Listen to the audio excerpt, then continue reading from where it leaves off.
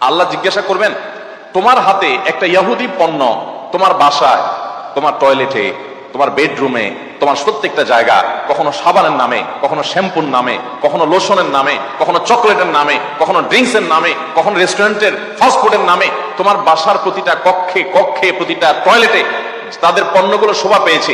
এই পণ্য বেচা টাকা দিয়ে তারা বোমা হামলা করে মানুষ মেরেছে। তুমি শুধুমাত্র তাদের প্রতি সিম্পেথি দেখাতে পারতে, সেটা তো দূরের কথা, উল্টো বরং তুমি সেই বোমা হামলার সঙ্গে জড়িত। তুমি জেনে হোক আর না জেনে হোক, তুমি বুঝে হোক আর না বুঝে হোক, তুমি কিন্তু সেই বোমা হামলার সাথে জড়িত।